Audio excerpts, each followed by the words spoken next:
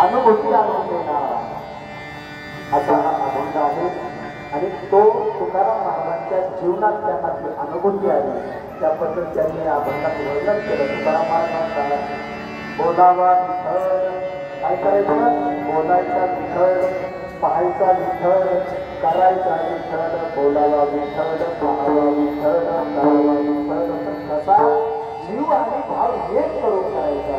बोलावा विठ्ठल व्हावे. मग काय होईल? असं जर केलं तर त्या मनाला अशी सवय लागल का येणे सोचे मन झाले हाव भरी. कोणाच्या बद्दल? त्या पांडुरंगाबद्दल, त्या विठ्ठलाबद्दल एवढी हाव निर्माण होईल का ते मन एकदा तिकडे गेलं तर ते परत माघारी येत नाही. मग त्याच्यासाठी बंधनापासून मग काय काय बंधन आहेत ते आपण विस्तारपणे बघू. बंधनापासून उचलल्या गाठी मग एका अवकाश येणे सोचे मन झाले हवे येत नाही. तुका म्हणे देह हरीला विठ्ठल अशी सगळी क्रिया केल्यानंतर ते काय म्हणतात का या देहामध्ये काय घडलंय? तुका म्हणे देह हरीला विठ्ठल विठ्ठल घडण्यासाठी काम केले ठरविले येणे सोचे मन झाले हवे हरी समाधान येत नाही. हा झाला अभंगाचा भावार्थ आणि संपला आपल्या. आता काय सांगायचं? पण सांगावं लागलं. आणि वक्त्याचं इथं उभं राहिलं आहे. हा वक्ता इथं उभा राहिलाय ना, या वक्त्याचं कर्तव्य आहे की ही कीर्तन सेवा कशाने तर श्री क्षेत्र कांधेरे ते श्री क्षेत्र पंढरपूर जात असणारा हा पायी दिंडी सोहळा. आणि या पायी दिंडी सोहळ्याचं आज आपल्या या नगरमध्ये MIDC मध्ये आगमन झालेलं आहे. आणि हरिभक्तपरायण गणात भाऊ यांच्या या शिवमल्हार कॉम्प्लेक्समध्ये आपली विठ्ठल रुक्मिणीचं हे मंदिर आहे. आणि या मंदिरामध्ये त्यांनी सुंदर अशी व्यवस्था केली आणि या व्यवस्थेला त्यांनी अन्नदान केलं. मग त्या अन्नदानाचं ज्याची खाली पोळी त्याची वाजवली चालली. मग या न्यायाप्रमाणे आपल्याला अन्न ही वारकऱ्याचा नियम आहे. काय? हा वारकऱ्याचा नियम आहे. अगोदर गायचं मग खायचं. गायल्याशिवाय खायला देत नाही. म्हणून आपल्याला काहीतरी सेवा करावी. आता सगळेजण थकलेले आहेत मान्य आहे, पण सेवा केल्याशिवाय मेवा अजिबात भेटत नसतो. म्हणून सेवा करणं हे आपलं कर्तव्य आहे. आणि या सेवेतून आपल्याला सेवेकरता घेतलेला अनुभव जगद्गुरु तुकोबारायांचा. आणि या तुकोबाराच्या भागावर जेवढा आपल्याला धावत्या वेगात 2020 प्रमाणे आता झाली 2020 आपल्या वर्ल्ड कप जिंकलं ना भारतानं. अशी 2020 करून आपल्याला बरोबर कसं आहे ते जर ज्याला मॅच पाहिजे असेल त्याला ते माहिती आहे काय आहे. आता काय आपल्याला मॅच सांगायची नाही. आपली मॅच कोणती चालू आहे? ही पंढरपूरची मॅच चालू आहे. इथं यांना जिंकायचं आहे प्रत्येकाला आता. आणि या न्यायानं या ऋणातून उत्तरे होण्यासाठी आपण आतापर्यंत हे चालत आलोय ना, यज्ञ पावलो काय झालं? हे पुण्य काय करायचं आहे? ह्या गडात पाहून नाही तर घेऊन टाकायचं आहे आणि परत पुढं मोकळ्या हातानं पुण्य समोर पुढं चालवायचं. हा वारकऱ्याचा नियम आहे. या नियमाप्रमाणे आपण ही सेवा ठेवलेली आहे आणि या ऋणातून उत्तरे होण्यासाठी ही सेवा आहे. आणि या सेवेसाठी त्या परमात्म्याला पांडुरंग परमात्म्याला आपण सेवा करू. पांडुरंगात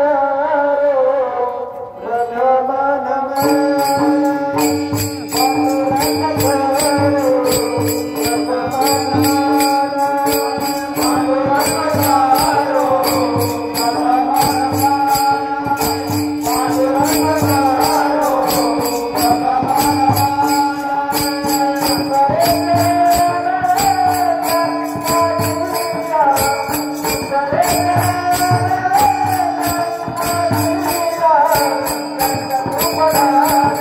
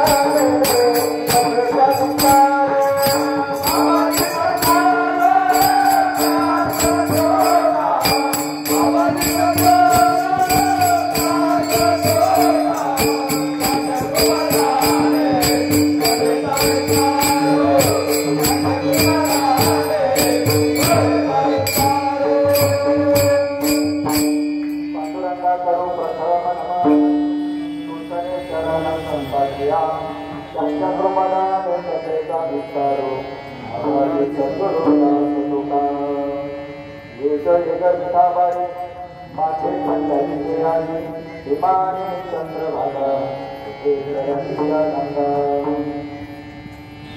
या कीर्तनरूपी एकाचा निवडलेला आपण बघतो देहूचे सुप्रसिद्ध साधू जगद्गुरु जगाचे गुरु तुकोबा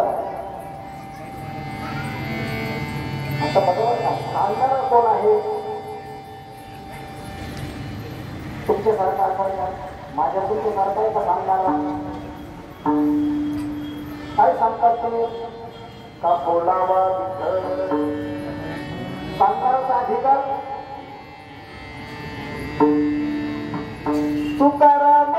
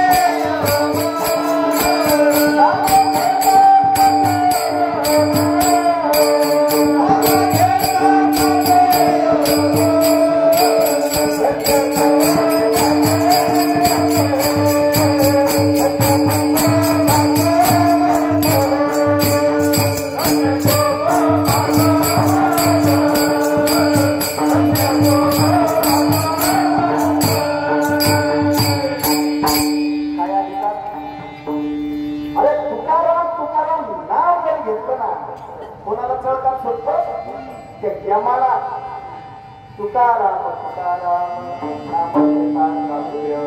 म्हणून त्यांच्यात असा धन्य तो जगाचा जगद्गुरु तुकोबा आहे आपल्याला काय सांगतात का माझ्या जीवनात हे घडलं काय घडलं तर मी काय केलं मी जे बोललो तर काय बोललो विठ्ठल बोललो मी जे पाहिलं ते काय पाहिलं विठ्ठल पाहिला बोलावा विठ्ठल मी जे काही केलं ते विठ्ठल केलं त्याचा एक छोटासा दृष्टांत किंवा तुकाराम महाराजांच्या जीवनात घडलेला एक अनुभव आहे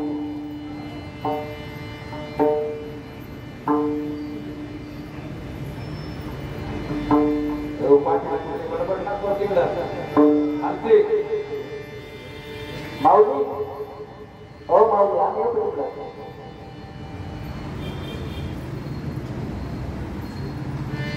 कबीर महाराज तुकारामाची ख्याती कळल्यानंतर तुकारामाचा नित्य नेम होता कट्टे अहोरात्र दिनरात्री हाची धंदा आणि ती महती ख्याती इतकी वाढत गेली ज्यावेळेस तुकाराम महाराजांनी गाथा लिहिला आणि तो इब्राहिममध्ये बुडावला त्याची ख्याती त्या कबीर महाराजांपर्यंत गेली आणि कबीर महाराजांना कळलं हा तुकोबा आहे तरी कोण मग त्याची भेट आपण घेतली पाहिजे मग ते देहूच्या दिशेने आले आणि देहूच्या दिशेने आल्यानंतर त्या एका बांधाच्या कडाला किंवा आडोशाला तुकाराम महाराज काय करत होते पहिल्या दिशेला गेलेले होते आणि तिथं पण काय चालू होतं विठ्ठल विठ्ठल विठ्ठला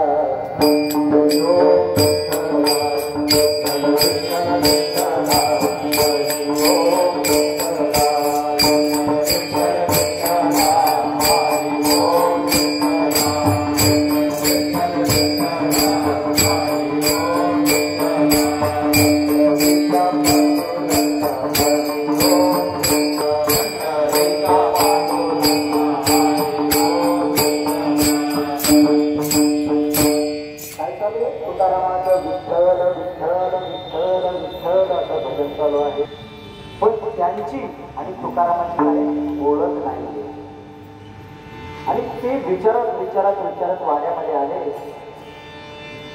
आणि तुकाराम नावाची व्यक्ती कोण आहे हे बघितलं आणि त्यांना असं खेळच वाटलं का एवढी ख्याती ऐकून मी येत आलो आणि हा माणूस अशुद्ध जागेवर काय करतो का देवाचं भजन करतो. अरे अरे मी काहीतरी चूक असतात. पण तुकाराम महाराजांनी असा पण केला होता किंवा असा निश्चय केला होता तर मी बोलत तर विठ्ठलच बोलत, करीन तर विठ्ठलच करीन आणि पाहिन तर विठ्ठलच नाही.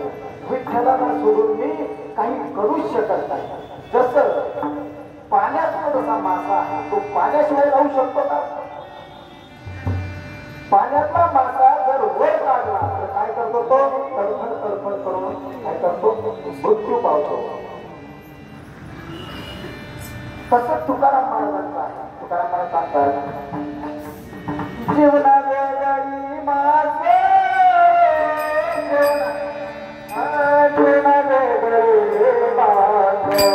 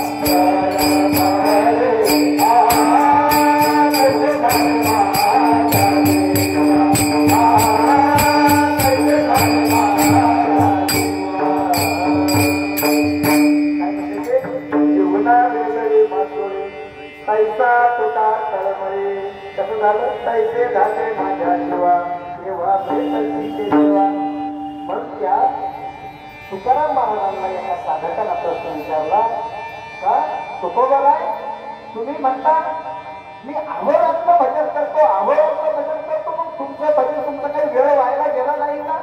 तुकाराम महाराजांनी सरळपणानं मान्य केलं. काय सरळपणानं मान्य केलं. आपल्यासारखं असं चोरून नाही ठेवलं. आपण जर एखाद्याला विचारलं हो भजन करता का मग मी कायम पाहिजे मी कायम पाहिजे असं तुकाराम महाराजांनी सरळ सरळ मान्य केलं नाही. माझा सुद्धा वेळ व्हायला जातो म्हणे. मग किती वेळ व्हायला जातो काही प्रमाण दिंगा घडी कोकणला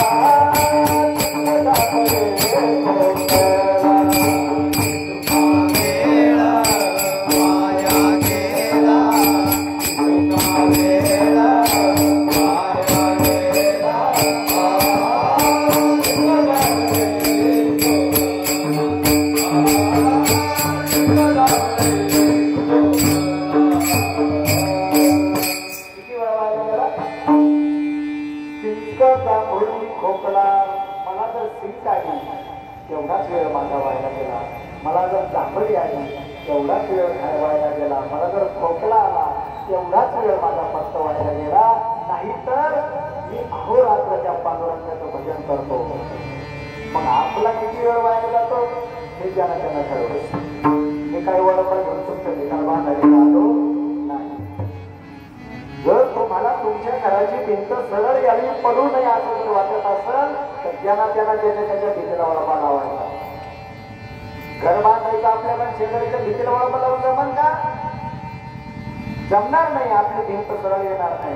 जर आपल्याला परमार्थ करायचा आहे, आपल्याला जर वारी करायची, आपल्याला जर असं वाटत असेल पांडुरंग भेटावा, तर तुकाराम महाराजांच्या शब्दाप्रमाणे आपल्याला चालावं लागेल. मग आपण ठरवायचा आपला किती वेळा व्हायचा तो. मला सहज चालता चालता सगळे याच्याकडे विचारलं, महाराज तुम्ही काही इंजेक्शन घेऊन आला का म्हणे रोज? काय म्हणे, तुम्ही थकतच काय नाही म्हणे. आता हा थकायचा विषय आहे का? आता मग गडात बसला आपण त्यावेळेस पण तोच विषय झाला. म्हणजे हा सकाळचा विषय आहे का? हा कंटाळ्याचा विषय आहे का? सांगा ना तुम्ही. आणि ज्याला कंटाळा आला ना त्याला समजून घ्यायचं इथं काय चालू आहे. हा कंटाळण्याचा विषय आहे का? हा आनंदाचा विषय आहे. जर कंटाळा आला तर मग कसा मेळ बसत? नाही बसला. मग आपल्याला जर तो आनंद घ्यायचा आहे किंवा तो पांडुरंग भेटायचा आहे, तर त्याच्यासाठी काय करावं लागेल? तुकाराम महाराजांच्या शब्दाप्रमाणे चालावं लागेल. मग काय करावं लागेल? तर अभंगाच्या पहिल्या चरणात ते सांगतात, बोलावा विठ्ठल पहावा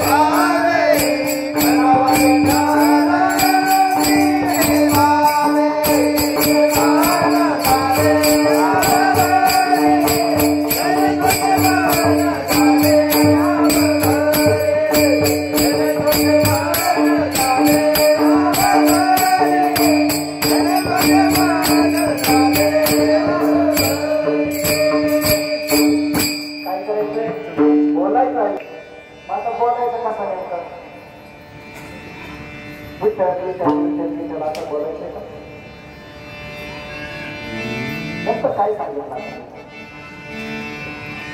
बोलावा विठ्ठल, पहावा विठ्ठल, करावा विठ्ठल, दिवे ठावे. मग काहीतरी गीत असत ना. आता बोलायचं सांगितलं, मुख असला मग आपण सरळ सरळ चालू असं म्हणतात. जे काय म्हणले बोलावा, मग मुख्याला कसं काय बोलायचं? जर एखादा लंगडा पांगळा आहे त्याला करायचं कसं?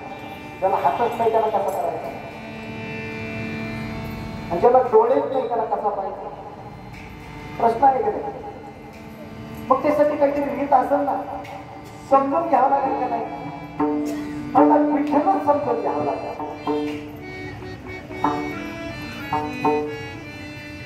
मग विठ्ठल विठ्ठल विठ्ठल विठ्ठल आहे तरी काय नेमकं?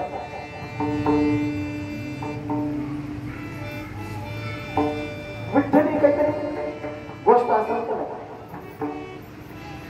तुकाराम मला सांगतात काय, तुम्ही जर नुसतं त्या विटेवर उभा असं जर म्हणत असाल तर ते काय म्हणतात, नाही घडविला नाही वैसविला एका वया आला उंडाविला. किंवा तुका म्हणे बोलती घडविले जे म्हणते तया मुखाप्रती हे बरो. मग सांगा कशी रीत असेल? मग बोलायचा कसा? तर तुम्हाला हा बोलायचा कसा याच्यासाठी कोणाला तरी विचारावं लागेल. मग कोणाला विचारावं लागेल? तर देव दाखवला कोणी तुम्हाला?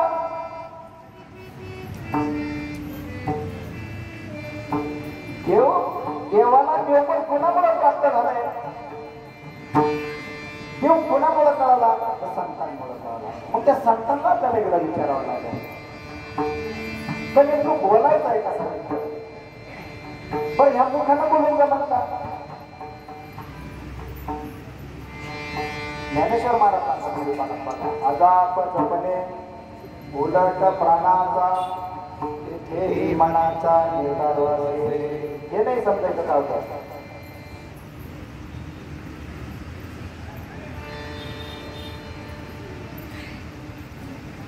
समजा गोष्ट अशी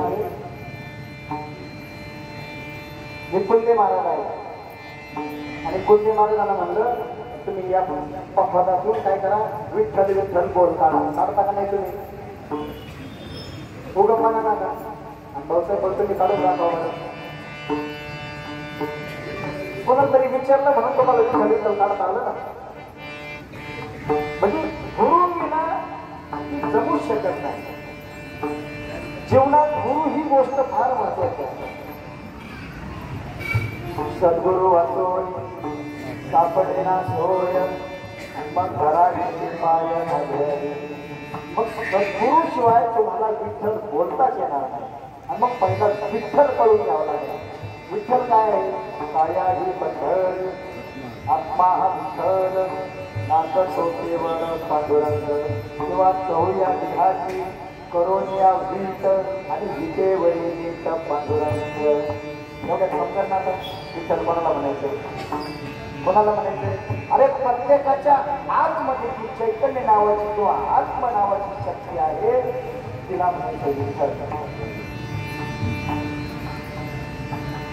ज्ञानेश्वर महाराज हरिपणात सांगतात ज्ञानदेवा पाठ हरी हा वैकुंठ भरला घनलाट हरी गुरुची प्राप्ती झाल्याशिवाय नाही.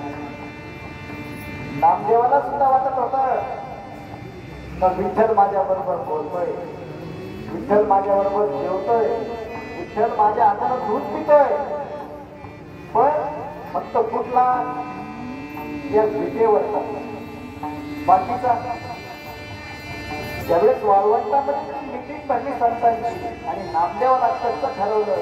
नामदेवराय डोळे चोळीत पांडुरंगाकडे गेले, देवाकडे गेले आणि देवाला बोलले देवा अरे हे जे मला म्हणतात तर तुला देवच कळला नाही. पांडुरंग विठ्ठल थोडीशी गाला घासला, थोडं गाला घासलं ना समजून घ्यायचं तर हे आपल्या विरोधात घ्यायचं. बरोबर आहे. थोडासा रंगून चाललं पण कसं काय याला फक्त थोडं हसलं ना तर समजून घ्यायचं काहीतरी शंका आहे. मग नामदेवाला शंका आली आणि नामदेवाला देवाला खटपटून विचारलं देवा खरोखर मी कच्चा आहे का. देवाने सांगितलं नामदेवा तू खरोखर कच्चा आहे. तू मला फक्त या मंदिरापुरता या रावळापुरता बघतोय. तुला खरा विठ्ठल कळून घ्यावं लागेल. मग त्याला कुठं पाठवलं आवड्या नागनाथाला सगळी कथा तुम्हाला माहिती आहे.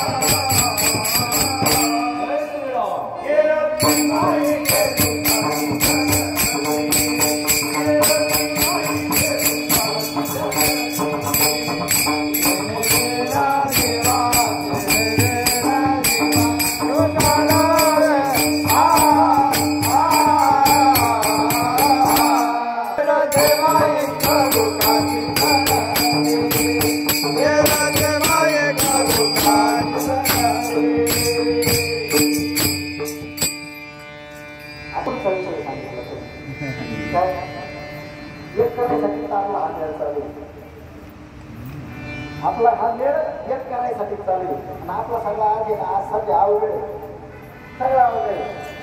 बरं कोण एका देवाची भजन करताय सांगा बरं मला. खरं सांगायचं बरं का एकदम खरं खरं सांगायचं सोमवारी कोणाची भक्ती करता तुम्ही हा ऐकून येतं का मी काय बोलत होते तुम्हाला कळतं का पण महादेवाची सोमवारी कोणत्या देवाची भक्ती करता तुम्ही शंकराची महादेवाची मंगळवारी देवीची बुधवारी गुरुवारी दत्ताची आणि शुक्रवारी संतोषी माते शनिवारी रविवारी खंडोबाची आणि परत सोमवारी शंकराची 7 वाराला 7 झाले मग कसं काय म्हणजे कुणी केला आपलं एक आहे का आपली वाराला म्हणतं की पण एक करायसाठी 10 वेळ चालू आहे ना किती वारी कीर्तन प्रवचन भजन काय जी युक्ती आहे ही कशासाठी एक करायसाठी काम एक करायसाठी हे एक होण्यासाठी सगळं आहे आता एक बघा आपण हे 10 घरातून किंवा 100 घरातून 100 जण आलोय का नाही मग असं कोणाला विचार आलाय का आतापर्यंत 3रा दिवस उगलाय तर मी अमुक आहे असं कोणी म्हणलंय का मी लय झालं नाही मी लय दिसत नाही असं कोणी म्हणलंय का प्रत्येक जण काय म्हणतो ज्ञानोबा माऊली तुकाराम तो काय म्हणतो स्वतःला मी वारकरी आहे असं कोणी अभिमान धरला की वारीत आल्यापासून कोणी म्हणलंय का कोणाला झोपायची सोय नाही झाली कोणाला नाश्ता कमी घेतला जेवण घेतलं किंवा त्यांना डुबल्या मारल्या लोकांनी हार घातला असं काही झालं का इथं कमी जास्तपणा काहीच नाही इथं सगळे वारकरी म्हणून चालतात मग या वारकऱ्याचं काय एक लक्षण आहे काय लक्षण आहे तुळशी माळ गळा गोपे चंदना निळा त्याच्याही पुढं तुकारामाला सांगतात वारकरी म्हणायचं कुणाला तुका म्हणे लक्ष मी अंतरी तोचे वारकरी पंढरीचा मग ज्यांना त्यांना ठरवायचं काय मी खरा वारकरी आहे का खोटा वारकरी आहे काय झालं आता एक खरं खोटं आहे ना कधी समजत असतं नाही केलं ज्यावेळेस आपल्याला समोरासमोर हिशोब द्यावा लागतो का तेव्हा कळत असतं एक दृष्टांत सांगतो तुम्हाला छोटासा आमचे अनिल भाऊ आहे ना असे अनिल भाऊ सारखे एक साहेब नगरमध्ये होते आणि त्यांची लग्न झालं त्यांनी नगरमध्ये शटल झाली आणि नगरमध्ये शटल झाल्यानंतर गंमत अशी झाली त्यांना जी मंडळी भेटली किंवा पत्नी भेटली ना ती पण नोकरीवाली भेटली बैलांची ड्युटी रात्रीची राहायची आणि त्यांच्या मंडळीची ड्युटी राहायची सकाळची आता हे यायच्या अगोदर त्या बाहेर आणि ते हे बाहेर जायच्या अगोदर त्या घरात गंमत अशी झाली तर एक ना मामा बनून माझ्यासारखा आला काय आला मामा बनून माझ्यासारखा आला आणि आल्या माऊली रात्री ड्युटीला आले होते आणि गेलो दार वाजवलं बरं तर बस इच्छा नव्हती रात्रभर ड्युटी गेली तसं तरी दार उघडलं कोणीतरी आले म्हटल्यानंतर मी म्हणलं राम जावई बापू म्हणजे काय म्हणले आले बरं का मामा काय म्हणे मामा आले आता हे मामा कोणाचे यांना वाटलं मंडळीचे मामा आहे जावई बापू म्हटल्यामुळं मंडळीचे मामा आहे मग ते म्हणजे घ्या त्यांनी आदर सत्कार केला आंघोळीला पाणी भांडणी जेवण खावण सगळं केलं आणि ती म्हणजे आता मामा मी जातो माझा ड्युटीचा टाइम झाला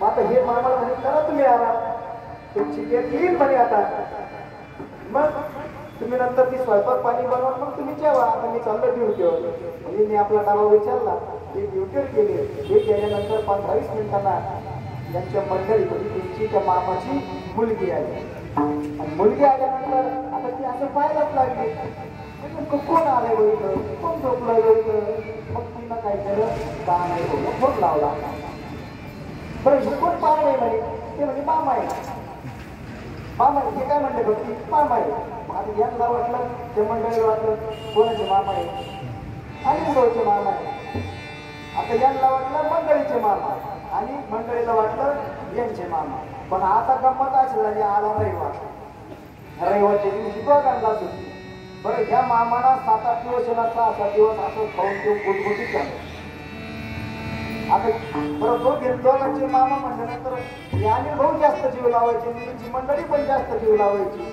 बरोबर फुटफुटीत झाली, पण रविवारचा दिवस आला फैसल्याचा, दोघांना सुट्टी आणि मामाचं आता तिकडे काय झालं उघडं पडणार होतं. आता हे दोघं एकत्र आल्यानंतर हे म्हणे आता हे मामा तर तुझे मामा म्हणे काय म्हणे तुझे मामा झाले 8 दिवस झाले म्हणे अजून जाईना कसे. ती म्हणते ते घट्टा काय म्हणता काय म्हणत्या हा माझे कसले मामा म्हणे ते तर तुमचे मामा आहे.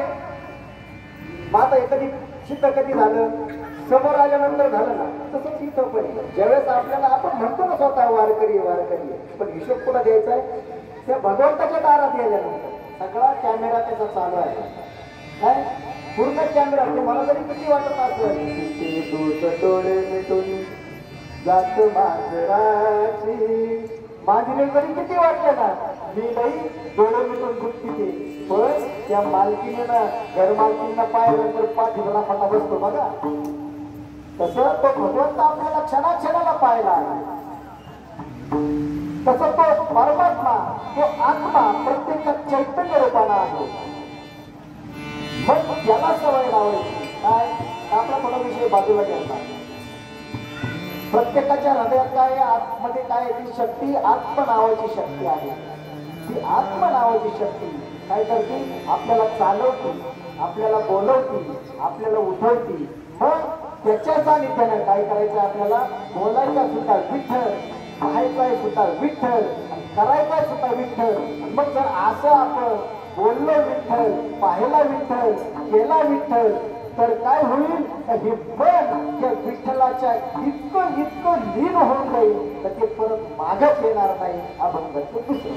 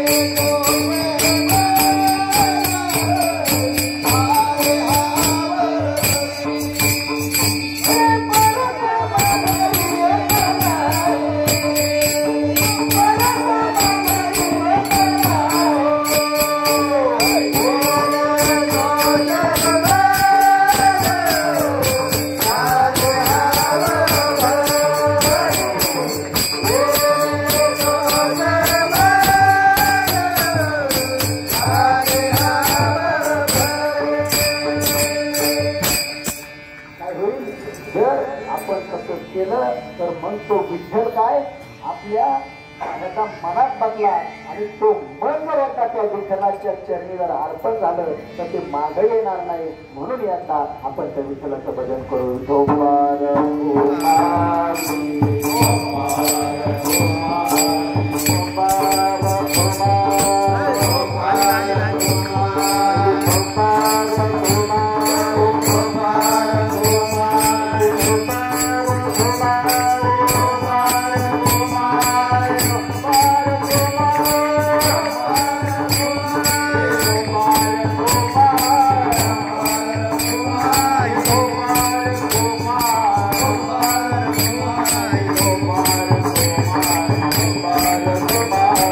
बोलावा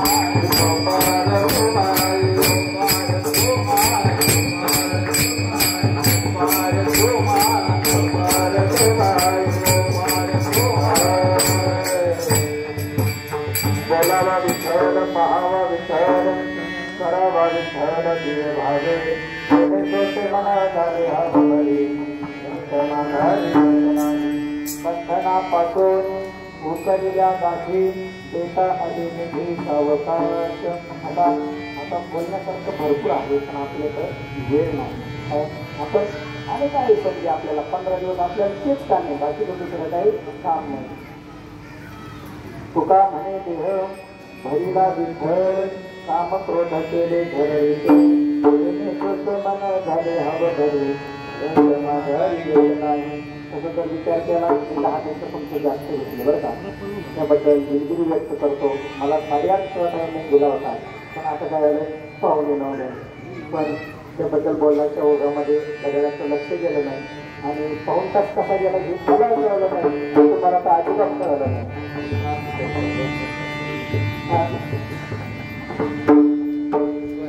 पैसे केले तर कळलं देवजाने काढून ती मंजूर बोलत सद्गुरूच्या माध्यमातून आपण जे काही कीर्तनकार प्रवचन करा गण्याने प्राधान्याने काहीच नाही.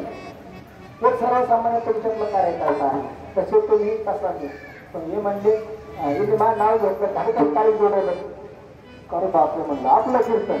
आता कधी कीर्तन प्रवचन आपला विषय नाही पण सद्गुरूच्या माध्यमातून बोलण्याचा योग आला. सच्चिदानंद सद्गुरू श्रीपाद बाबा आणि रामदास बाबा यांच्या कृपाशीर्वादानं त्यांच्या सानिध्यात आज माझी 26वी वारी आहे. काय 26वी वारी आहे आणि या 26व्या वारीमध्ये कीर्तन करण्याचा योग बघा बघा माझ्या पुढे विठ्ठल आणि रुक्मिणी आहे. तुमच्या पाठीमागे आहे. मागे पुढे उभा आहे सांभाळून कारण उभं राहिलं का उभा राहूच तरी बरं का हे फक्त उभा राहूच तरी याचा उभं राहिलं का सगळं तो करून देत असतो. पण उभा राहण्यासाठी मात्र ना तयारी करावं लागते. काय करावं लागते? उभा राहण्यासाठी तयारी करावी लागते आणि ती तयारी वाढीत होत असते. तुम्ही घरी बसून ती तयारी होऊच शकत नाही. तुम्ही परत किती प्रयत्न करा ते होत नसतं. हे वारीत आल्यानंतरच करत असतं. आता मोबाईलला रोज स्टेटस टाकतात सगळं पाहिजे हुकला आपला खेळ आहे ना आपला खेळ हुकला आहे ना बरोबर नाही सर. बघा पुण्यावरून सर आले आहेत आमचे जमशे सर ना पुण्यावरून आले भजन करतात कायम ते मोबाईलवर टाकतात. त्यांनी ना शनिवार आणि रविवार 2 दिवसांनी सुट्टी आहे म्हणे. आता ते पुण्यात थांबायलाच नको. काय झालं पुण्यात थांबायलाच नको. सकाळी बिल्डिंग चांगली झाली आणि हा ओढ आहे हा आनंद आहे. कारण आतून जेव्हा होत असतं का आतून त्याच वेळेस परिवर्तन होत असतं. जसं ती स्त्री आहे तिची निर्भर क्षमता कधी संपत